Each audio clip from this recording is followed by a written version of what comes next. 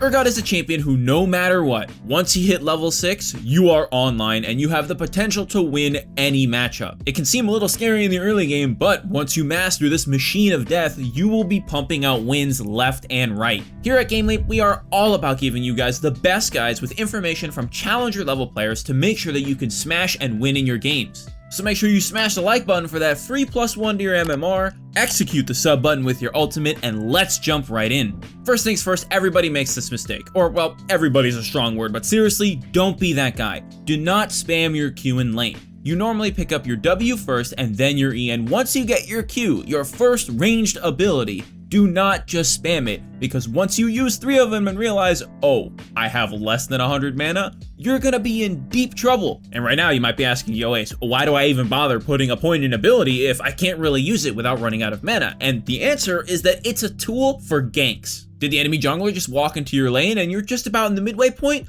Blast that man in a kneecap and just walk out of there. Just run. You can 2v1, but you probably shouldn't until you hit level 6. And then this is the part where people make the second worst mistake that you can make. Don't use your E when people are already in range with their abilities of you. The enemy Shen who's trying to taunt you, if you slow him with your Q, do not just stop and sit there for a full second and charge up your E. That is how you get taunted and killed. You need to just take advantage of the fact that you just slow the enemy down so much that you could just mosey on over to your tower with no problems. You can use your E if they flash on top of you or something like that, but don't use it right away when the slow is ticking away. That small delay where you're sitting still from your E is all they need to flash, dash, or whatever else on top of you and then get you killed. Your entire purpose as URGOT is to survive the early game and scale up, and you spike really hard at level 6, but you spike even harder at level 9. So unless somebody is just willingly taking a bunch of auto attacks from you, you're probably never going to have an opportunity to safely kill them early on. So make sure that you don't waste too much mana on your Q and that you don't overcommit to fights with your E.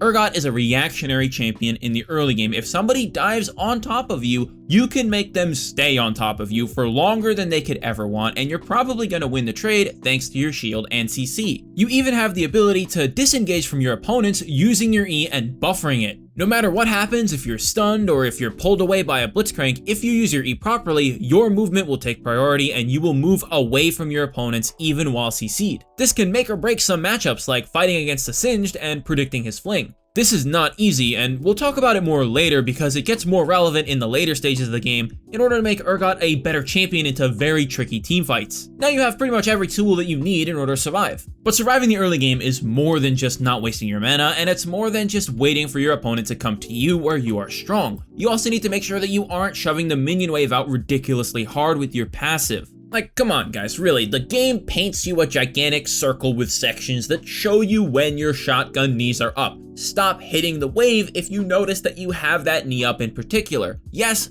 hit the CS to make sure you get it, but always try and aim so that you're not just blasting the entire minion wave with your passive. If you don't watch out for this, you're just gonna push into the enemy 24/7 and you're gonna get ganked and you're gonna die. It's guaranteed at that point because you won't have enough in the early game to survive or 2v1. If you're unsure and don't know how to manage a wave properly, especially with a difficult champion like URGOT, then you should definitely go check out our website where we have guides on just that. When you see somebody pushing 24/7, that's how you know that they definitely haven't been to our website, and you can easily abuse them for it because you know all the tricks. A tip so that you can try and avoid this as much as possible is to make sure that you get some harass on your opponent and use your knees that way. Then once you have those knees down, use that section to farm the minion wave so that you aren't just flame breathing it into non-existence. If your opponent spends the entire laning phase inside their minion wave, then unfortunately there's no real good way for you to get rid of it and not have to worry about pushing. But when they start doing that, that's when you can call your jungler over and just make them absolutely miserable with your massive Q slows on every single gank that your jungler tries. Keyword being tries, because not every jungler you have in your game is going to be somebody who knows what they're doing.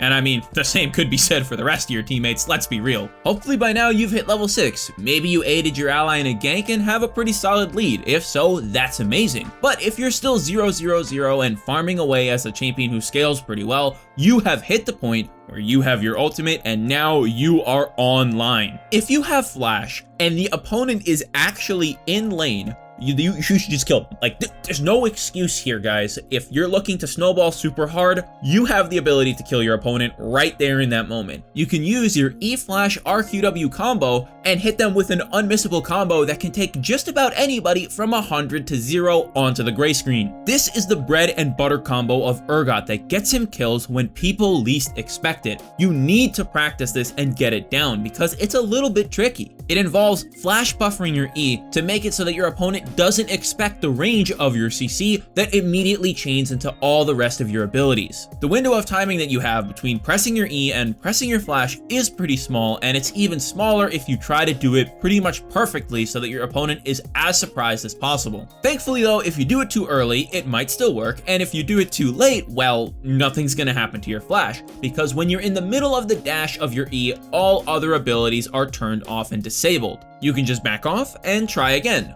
Hopefully the enemy jungler isn't there or something like that, and you didn't just overextend by Eing randomly in the middle of the lane. Well, I mean, then you're the one to blame. Like, that's your mistake. Don't blame your jungler for that one. If you're a bit behind on items or they're playing a particularly tanky champion, you're obviously not going to be able to 100 to 0 your opponent. Maybe they have a built-in shield and damage reduction like Garen or whatever else they might have. It's not going to work. So instead, you need to start resorting to actually using your Q now that you have more mana to deal with it. Outside of the general rule of thumb of harassing your opponent with auto attacks whenever they go to auto attack CS to secure it, you should also be using your Q on URGOT when the enemy is dancing around their wave to slow them down and get in range for an auto attack or maybe two. Bonus points if you do it when they actually go for CS, so it's basically unmissable. At that point, you're able to walk up for even more auto attacks and get more harass, and if you do happen to push the wave with your passive, it's not that big of a deal because you have your summoner spells, you have your ultimate, and now you're actually strong, especially once you hit level 9 when you have your W maxed. Now you just have the pain train. You are permanently high attack speed, super good damage, have good mobility, have good CC, you got it all. By now with your Black Cleaver, the enemy's armor buys aren't gonna mean as much as they would like it to, especially when you consider that your ultimate executes them before they get as much value out of their survivability as possible. By now there's a couple other ability tricks that will come in handy when you're trying to survive, particularly in the later stages of the game, but might also show up in the early game too. First thing, it's important to know that your E can be buffered a lot like Tristana W jump, where if you click the button immediately before being hit by a CC, you'll still be able to go through the dash, and this can counter other people who have stuff like Flings from Singed or Poppy ultimates and anything in between. Does the enemy team have a Blitzcrank? Well, you can safely sit in front of your team for the entire game and not have to worry about getting caught out, because assuming that you have good enough reaction times, you can just press E every time he presses Q, and then you never ever get hooked into the enemy team unless you really wanted to. Things get more complicated if they have like 3 hooks, 40 CCs, and a million slows, but you get the idea. Outside of just being a very good frontliner, URGOT is also an amazing champion when he's on a flank, especially if he can get into the back line with his ultimate. Even if you aren't necessarily executing the enemy AD carry, even if you're executing the enemy top lane tank, you can still do something really amazing by flashing into the enemy team while you're chopping them up. Once URGOT fully kills and finishes grinding the person with his R, he has a large AoE fear that lasts for a pretty long time, and getting this on multiple people on the enemy team gives your whole team a massive opening to take advantage of, and even if you're by yourself, it can easily net you 1 or 2 more kills in like a 1v4 scenario, and that's ridiculous. You can easily disable multiple people at the same time and prevent supports from peeling carries, while also preventing the carries from being able to do damage, and when they're that useless, it's just easy picking. There is almost always a way for URGOT to play a given team fight or skirmish, even when he's at a numbers disadvantage, because of how powerful his ultimate is. He does have some natural counters, like people who can go invincible, like Kayle or Tryndamere, but that doesn't stop him from being insanely valuable in a ton of scenarios, and so flexible that he can split push or teamfight against basically anybody. Some of you might have been wondering why I haven't really mentioned the fact that QSS exists yet, and that's because yes, QSS does technically counter URGOT ulti, but does it really? If you get hit by the URGOT ultimate and you start to get dragged in, and you QSS and just barely get out, does that really help you? You're already super low, he's done a ton of damage to you, or maybe one of his other physical damage teammates did a ton of damage to you, and you can't really do anything else in the fight because you're at risk of dying so easily. So even if URGOT doesn't successfully execute somebody, he still forces them to spend a ton of gold on an item that very well might only be useful against URGOT's one ability, and then it doesn't help against any of URGOT's damage. That was just a quick trip into what your opponents might be thinking in game, and if they actually make the mistake of buying the item and feeling like they seriously need it, then you should be happy because you can just easily beat them out of any fight. After all, QSS only works on one thing, and considering that you as URGOT have 3 CCs and 3 different abilities, you might just end up killing them anyways. Now we've broken down a lot, but we haven't given you guys the runes and items that you're going to be looking for yet in order to actually scale and be an absolute monstrous machine. So for runes on URGOT, if you are facing tanks and you don't need early game presence, you just take Conqueror with Triumph, Tenacity, Coup de Grace, Conditioning, and Revitalize. This rune build entirely focuses on giving you great scaling power, giving you Tenacity in the later stages of the game, more resistances, more amplified healing from your Conqueror and the items that you'll eventually buy, and more. If you're up against a lane that can be really rough, or maybe you need to bully your opponent because you actually do end up getting outscaled, then you should take Press the Attack, because URGOT's trades are actually really good with Press the Attack since he has such high attack speed with his W. He could take a quick short auto trade and pretty much instantly proc it, giving him free damage in the early levels. You won't scale quite as hard as the difference between the adaptive stats and the healing from Conqueror and the extra bursty damage of Press the Attack will become pretty noticeable in the late stages of the game, but for the most part, you'll feel just fine. Just remember, I'm going to remind you here, don't forget, okay? URGOT does scale really well, and very few champions actually outscale him. Gangplank is a good example. He's a champion who doesn't really need to get close to do a ton of damage, and his late game is absurd and will always make URGOT's life hard, because he has such heavy slows that URGOT can't really do anything about. Now let's wrap up by talking about the items that URGOT really likes. You probably heard me mention earlier that Black Cleaver is your first main power spike item. It is amazing on URGOT. It gives him all the stats that he wants. He gets health, attack damage, cooldown reduction, a little bit of mobility, and armor shred when he has all physical damage. This is an excellent item, and you're going to buy it every single time. The same thing goes for your second item, which should be a Death Stance. Death Stance is ridiculously powerful on URGOT, giving him enough survivability, lifesteal, and damage to be able to consistently 2v1 people, even if he's not super far ahead. His ultimate gives him so much value, and combining that with the Death Stance, which might just buy enough time for you to actually successfully execute somebody, have your Triumph come in,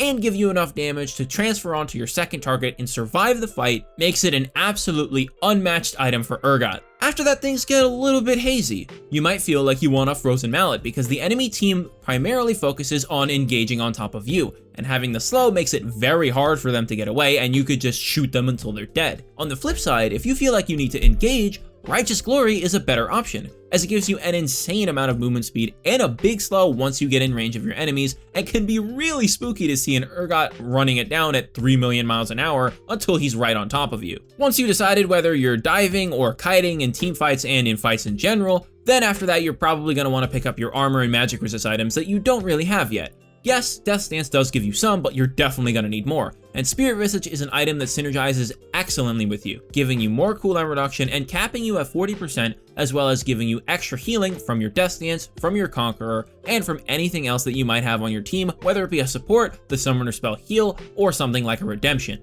Lastly, as an armor item, literally everything works on URGOT. Like, no, that is no lie. No lies detected, guys. You could buy a Frozen Heart, you could buy a Guardian Angel, you could buy a Thornmail.